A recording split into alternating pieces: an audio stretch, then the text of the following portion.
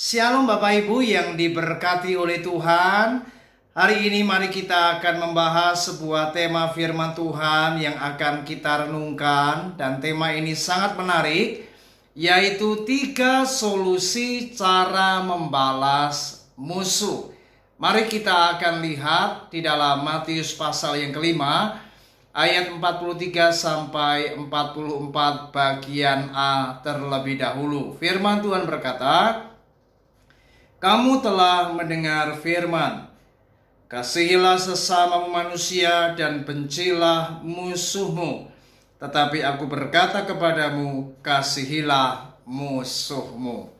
Sebuah pengajaran yang terkenal dengan sebutan khotbah di bukit, yaitu pengajaran Yesus, di mana di dalam ayat 43 dan ayat 44 bagian A dari Matius pasal yang kelima ini, kita menemukan ada sebuah pengajaran yang Yesus sampaikan. Salah satunya berkaitan dengan apa yang namanya musuh.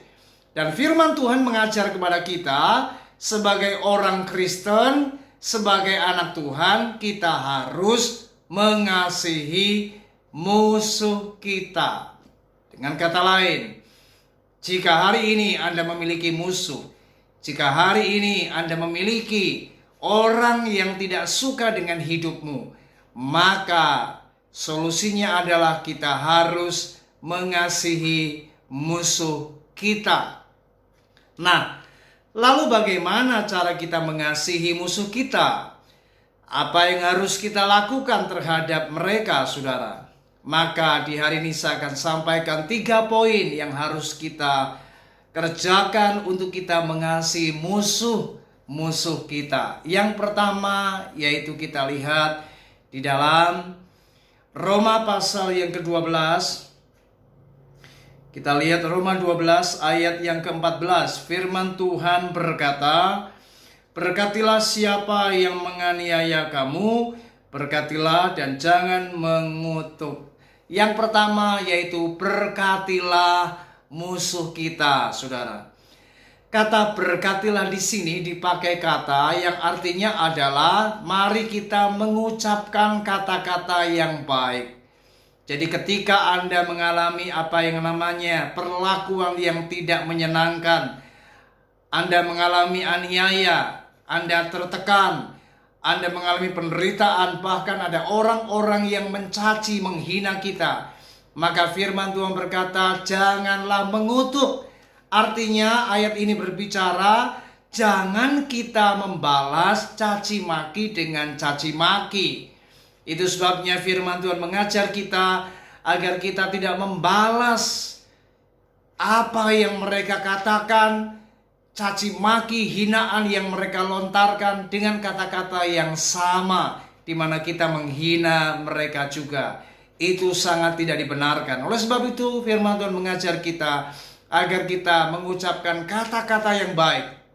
Berkati saja mereka. Saudara, Anda memberkati musuh, Anda tidak akan pernah rugi. Justru ketika Anda mengucapkan kata-kata berkat, maka ketika engkau menabur hal-hal yang baik, maka engkau pula yang akan menuai perkara-perkara yang luar biasa.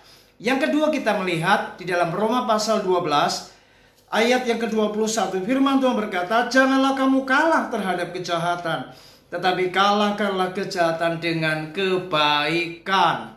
Artinya mari kita jangan membalas kejahatan dengan kejahatan, tetapi kalahkanlah kejahatan dengan kebaikan. Poin yang kedua yaitu berbuat baiklah terhadap musuh.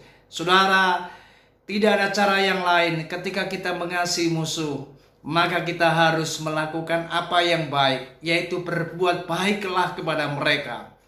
Dan saya mau katakan, cara kita memperlakukan musuh dengan kita berbuat baik terhadap mereka, maka itu akan dapat mengubah musuh kita. Ini luar biasa. Kalau Anda ingin musuhmu mengalami sebuah perubahan, maka itu harus dimulai dari diri kita.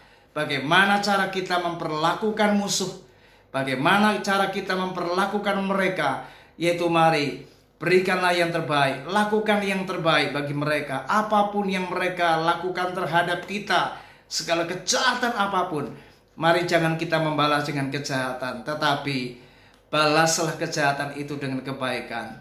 Berikanlah sesuatu, berikanlah apa yang dapat Anda lakukan untuk kebaikan mereka. Amsal pasal 25 ayat yang ke-21 dikatakan, jikalau seterumu lapar, berilah dia makan roti. Dan jikalau ia dahaga, berilah dia minum air. Ayat 22, karena engkau akan menimbun bara api di atas kepalanya, dan Tuhan akan membalas itu kepadamu. Jadi mari berikanlah pertolongan. Jika memang harus Anda menolong musuh yang menjahati, yang melukai, yang telah melakukan apa yang tidak baik kepadamu. Karena ketika engkau melakukan apa yang baik, maka dikatakan Tuhan akan membalaskannya kepada kita. Luar biasa. Yang ketiga, saudara, mari kita lihat di dalam Matius pasal yang kelima. Kita lihat kembali di ayat yang ke-44 dikatakan, tetapi aku berkata kepadamu, kasihilah musuhmu dan berdoalah bagi mereka yang menganiaya kamu. Jadi yang ketiga adalah berdoalah bagi musuh kita, saudara. Bukankah Yesus di atas kayu salib ketika ia diolok-olok, ketika ia dihina, ketika ia ditampar, ketika ia mengalami penganiayaan, penderitaan yang begitu hebat, bahkan Yesus di atas kayu salib, ia mengucapkan salah satu perkataannya, yaitu, ya Bapa, ampunilah mereka, karena mereka tidak tahu apa yang mereka perbuat. Saudara, inilah sebuah keteladanan dari Yesus yang patut untuk kita teladani, dan mari kita lakukan, yaitu apa? Berdoalah bagi musuh-musuh kita. Mari doakan orang-orang yang jahat terhadap kita. Doakanlah mereka dengan doa-doa supaya mereka diberkati, supaya mereka dijamah, supaya mereka diubahkan oleh Tuhan dan mereka bertobat. Saya percaya orang-orang yang mau berdoa bagi musuh-musuhnya, maka Tuhan akan tetap memberkati orang-orang yang demikian. Mari, di hari ini kita telah belajar 3 solusi untuk kita membalas musuh kita. Yaitu yang pertama, berkatilah musuh kita. Yang kedua, berbuat baiklah terhadap musuh kita. Yang ketiga, berdoalah bagi musuh kita. Kiranya renungan ini memberkati kita semua. Saya percaya orang-orang yang benar, orang-orang yang takut akan Tuhan, ketika melakukan firman, pasti hidup Anda akan jauh lebih diberkati oleh Tuhan. Puji Tuhan. Shalom.